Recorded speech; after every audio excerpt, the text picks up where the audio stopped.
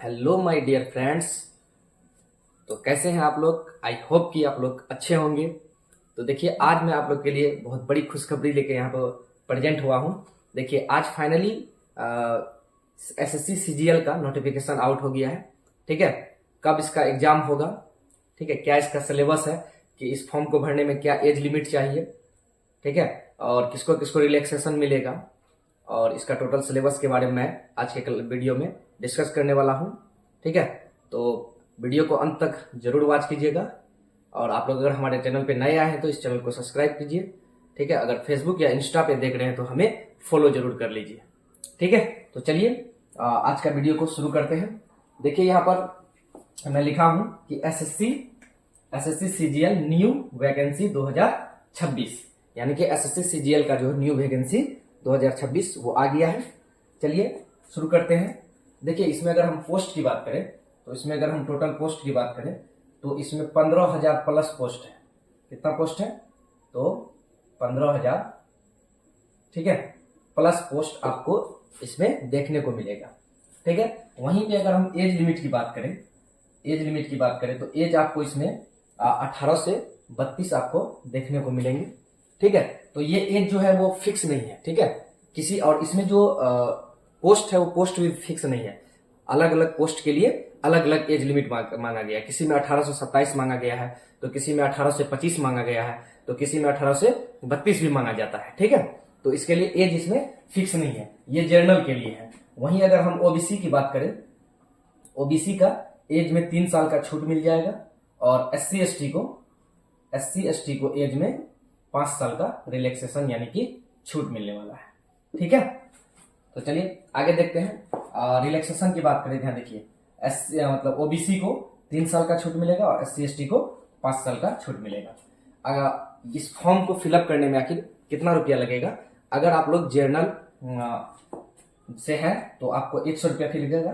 ठीक है, journal SC ST OBC जो भी है आपको पता होना चाहिए। एसएससी का कोई भी फॉर्म फिलअप होता है तो 100 रुपया लगता है। वहीं अगर आप महिला हैं, ठीक है, तो आपको कोई फी नहीं देना है, 0 फी में आपका फॉर्म फिलअप होगा। ठीक है, अप्लाई डेट की अगर हम बात करें तो इसका अप्लाई डेट आपको 31/3/2026 को से स्टार्ट होगा, यानी कि इसी मार्च महीने में 31 तारीख से इसका अप्लाई शुरू होगा। आप लोग जरूर इस वैकेंसी के लिए अप्लाई कीजिएगा। ठीक है, क्वालिफिकेशन की बात करें तो आप किसी भी स्ट्रीम से ग्रेजुएशन पास आउट चाहिए, चाहे आप आर्ट्स से हो, कॉमर्स से हो या साइंस से हो, ये बात मैटर नहीं करता है। और ना ही इसमें मार्क्स मैटर करता है। ठीक है, कि आपका ग्रेजुएशन में कितना मार्क्स आया है वो भी मैटर नहीं करता है। ठीक है, अगर आप सिर्फ ग्रेजुएशन पास आउट है, ठीक है, अगर आप सिर्फ ग्रेजुएशन पास आउट है तो आप इस फॉर्म को फिलअप कर सकते हैं। ठीक है, चलिए एग्जाम डेट की बात करें तो एग्जाम देखिए, एग्जाम इसका होने वाला है जून में, होता मई में, लेकिन मई में होगा नहीं। ठीक है, ये एग्जाम होगा कब? तो ये एग्जाम आपका जून 2026 में होगा। ठीक है, वहीं अगर हम सिलेक्शन प्रोसेस की बात करें कि आखिर इस एग्जाम को फॉर्म भरेंगे, उसके बाद इसमें सिलेक्शन कैसे होगा, उसके प्रोसेस के बारे में हम बात करते हैं। तो देखिए, इसमें 1 नंबर में यहाँ आप लोग देख पा रहे होंगे कि टीआरई जो है ये फर्स्ट होगा, और उसके बाद टीआरई सेकेंड होगा, फिर आपका एक टाइपिंग टेस्ट होगा, फिर आपका डॉक्यूमेंट डीवी यानी कि डॉक्यूमेंट वेरिफिकेशन होगा, उसके बाद आपका सिलेक्शन हो जाएगा फाइनली। ठीक है, चलिए आई होप कि यहां तक आप लोग को अच्छे से समझ में आ गया होगा। ठीक है, तो अब देखते हैं कि आखिर इस जॉब को पाने के लिए क्या क्या इसका सिलेबस है। आखिर सिलेबस पता चलेगा तभी तो आप तैयारी कीजिएगा ना। जैसे जून में एग्जाम है, ठीक, अभी मार्च है, अप्रैल मई जून 3 महीना आप लोग के पास समय है। तो इस 3 महीना में आखिर तैयारी कैसे करेंगे? तैयारी करने के लिए सबसे पहले आपको सिलेबस पता होना चाहिए। जब सिलेबस ही पता नहीं रहेगा तो आप तैयारी कैसे कीजिएगा? ठीक है, तो सिलेबस की अगर हम यहाँ बात करें तो सिलेबस आपका टीआरई 1 के लिए जो सिलेबस है तो कितना रहेगा? 100 क्वेश्चन और 200 मार्क्स। टाइमिंग की वहीं अगर हम बात करें तो आपका 60 मिनट रहने वाला है टाइम, और नेगेटिव की बात करें तो 0.50 नेगेटिव रहने वाला है। अब देखिए, जीके से कितना क्वेश्चन पूछेगा इसमें? तो 25 क्वेश्चन जीके से पूछेगा, और नंबर कितना होगा? 25 क्वेश्चन 50 मार्क्स।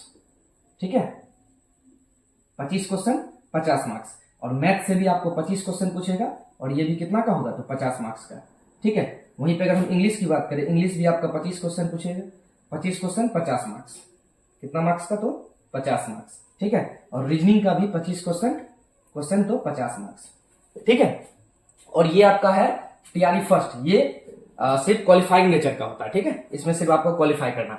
मेन जो सिलेक्शन होगा आपका, वो मेन सिलेक्शन होगा यहां से टीआरई 2 से, ठीक है। और यहां पर लिखे हम क्या, सेशन आपका है 1। सेशन 1 में क्या क्या होगा, और ये जो लिखा गया ये सेक्शन, ये है सेशन 1 और ये है सेक्शन 1। सेक्शन 1 की अगर हम बात करें तो इसमें आपका मैथ और रीजनिंग पूछा जाएगा, ठीक है। मैथ और रीजनिंग, और 30 क्वेश्चन रहेगा मैथ का और 30 क्वेश्चन रहेगा रीजनिंग का। और एक क्वेश्चन में आपको 3 नंबर मिलेगा। एक क्वेश्चन में आपको कितना मिलेगा, 3 नंबर। तो 30 क्वेश्चन है तो 3 मल्टीप्लाई 30 कर दीजिए तो 90 हो जाएगा। और इसको भी 3 मल्टीप्लाई 30 कर दीजिए तो 90 हो जाएगा। 90 प्लस 90 कितना हो जाएगा, तो ये 180 मार्क्स का, ठीक है। और उसके बाद टाइमिंग की अगर हम इसमें बात करें तो 1 आवर यानी कि 1 घंटा का आपको इसमें समय मिलने वाला है, ठीक है। वहीं पे अगर हम सेशन 2 की बात करें, सेशन 2 में आपका इंग्लिश से 45 नंबर का पूछा जाएगा, और आपका जीए से, ठीक है, जनरल अवेयरनेस से आपका पूछा जाएगा 25 क्वेश्चन।